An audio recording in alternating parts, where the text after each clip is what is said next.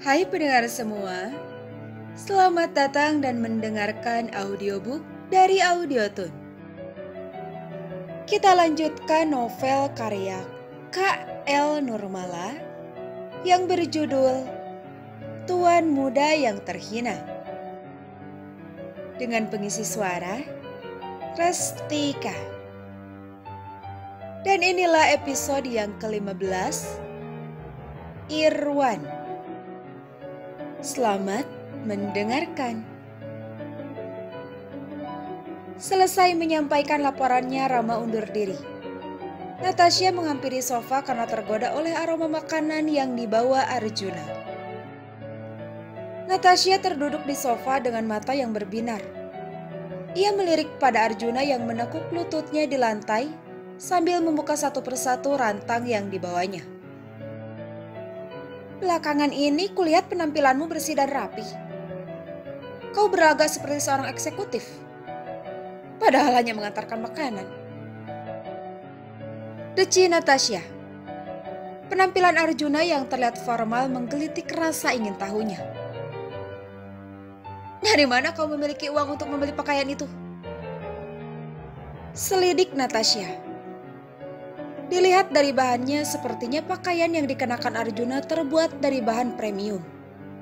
Bukankah itu aneh? Mengingat ia tak pernah memberi uang lebih pada Arjuna selain uang untuk belanja. Tidak dipungkiri, Arjuna sangat berbeda. Dia tampan dan menawan dalam setelan formal.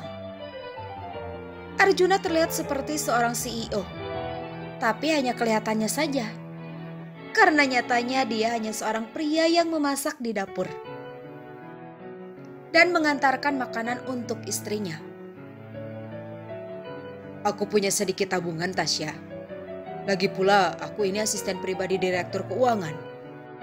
Jadi aku harus terlihat seperti ini kan? Harus profesional. Sahut Arjuna santai. Natasha menahan senyuman mendengar perkataan Arjuna. Pria di hadapannya ini benar-benar konyol. Makanlah, aku keluar sebentar. Pamit Arjuna sembari berdiri. Mau kemana? Tanya Natasha mendongak. Aku mau menemui seseorang. Siapa? Kau punya teman di sini?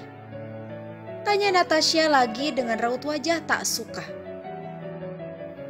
Arjuna kembali ke posisinya semula.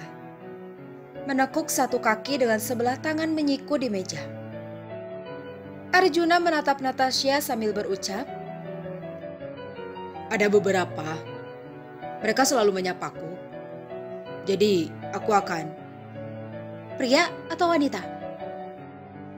Tanya Natasha cepat dengan tatapan menyelidik. Arjuna tersenyum tipis. Natasha segera menyadari sikapnya dengan berdeham dengan wajah merona melihat Arjuna yang sedang menatap lekat padanya. Pergilah, bisa-bisa kau merusak selera makanku. Gerutu Natasha sembari mendelik. Baiklah, aku akan pergi. Makanlah yang banyak, kau butuh ekstra tenaga untuk bisa fokus bekerja. Jangan khawatirkan berat badan, kau akan selalu terlihat cantik di mataku. Arjuna mengedipkan sebelah mata dan beranjak dari posisinya. Arjuna memutar badan dan berjalan menuju pintu. Pria itu tersenyum mendengar Natasha yang sedang bergumam. Ada apa dengan dia? Bicaranya seperti ibu saja. Arjuna keluar dari ruangan Natasha dan menuju ruangan Rama. Ia berharap Rama ada di ruangannya dan belum keluar untuk makan siang. Arjuna merasa lega Rama masih berada di ruangannya.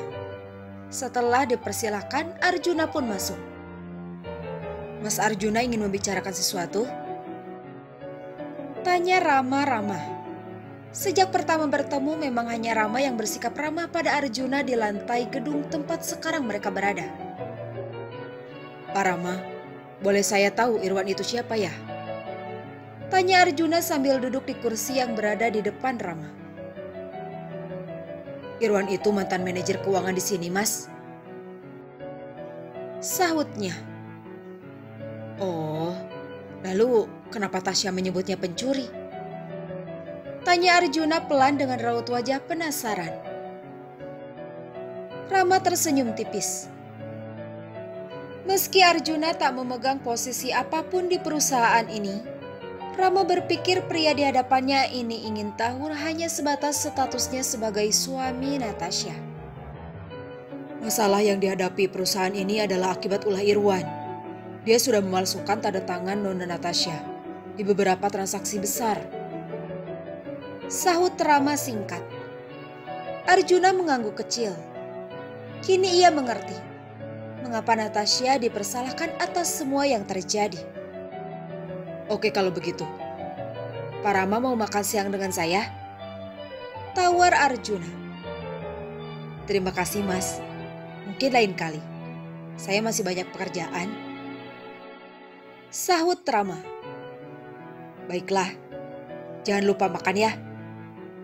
Tentu. Terima kasih mas. Arjuna berpamitan dan keluar sambil menggerakkan ujung jarinya di ponsel. Ia memesan makan siang dari sebuah aplikasi pesan antar untuk Rama.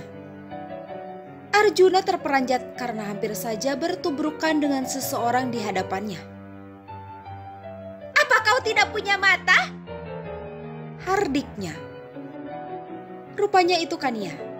Wanita itu terkesiap saat menyadari pria di hadapannya adalah Arjuna. Tanpa sepatah kata pun Arjuna berlalu, meninggalkan Kania yang masih terpaku. Kania menatap kagum padanya yang nampak gagah dengan setelannya. Halo, Kania, kau mendengarku? Terdengar suara seseorang di ponsel yang digenggam Kania. Iya kak, aku mendengarmu. Sekali lagi Kania menoleh pada Arjuna yang memasuki ruangan Natasha. Berita apa yang kau maksud tadi? Tanya Joshua lagi. Kakak tahu, karyawan di perusahaan ini sedang membicarakan sikap Tuan Jaya di Dingrat. Memangnya apa yang mereka gosipkan? Tuan Jaya berlutut meminta maaf di kaki Natasha. Kakak dengar itu? Pria itu berlutut. Dan banyak yang melihat dia melakukan itu. Mustahil. Tapi itulah yang terjadi, Kak. Kalau tidak percaya, lihat saja rekaman CCTV-nya. Oke, aku akan tanyakan padanya. Ini tidak seharusnya terjadi. Panggilan pun diakhiri. Kania memasuki lift dengan perasaan kesal mendengar kehebohan yang didengar dari beberapa rekannya. Setelah makan siang Natasha selesai, Arjuna pamit pulang. Saat melewati ruangan divisi keuangan, Arjuna menatap lekat foto bersama karyawan divisi itu yang terpaku di salah satu sisi. Mas Arjuna masih di sini. Terima kasih makan siangnya, ujar Rama. Sama-sama. Oh iya Pak Rama, di antara mereka ada foto Irwan gak? Tanya Arjuna sambil menunjuk foto. Rupanya Mas Arjuna masih penasaran ya. Ini orangnya. Tunjuk Rama pada foto salah satu pria yang berusia sekitar 40 tahun. Ya siapa tahu nanti ketemu di jalan Pak. Canda Arjuna. Bisa aja Mas Arjuna. Saya permisi mau ke ruangan kepala divisi dulu Mas. Sekali lagi terima kasih. Silakan Pak, sekali lagi sama-sama juga.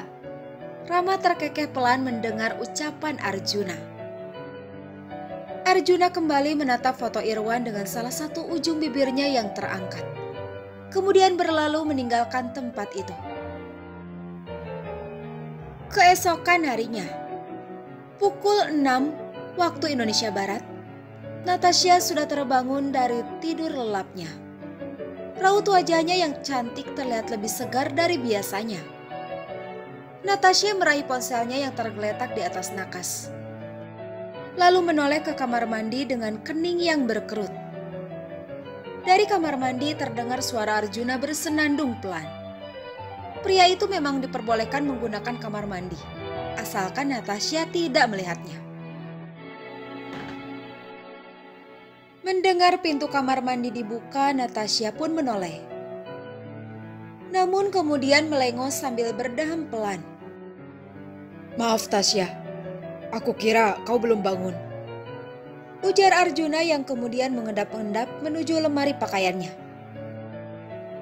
"Cepatlah, buatkan aku teh," titah Natasha datar. "Oke." "Hari ini tidak usah ke kantor, aku ada meeting," ujar Natasha sambil beranjak dari tempat tidur dan berjalan menuju balkon. Natasha menepuk-nepuk pelan dadanya.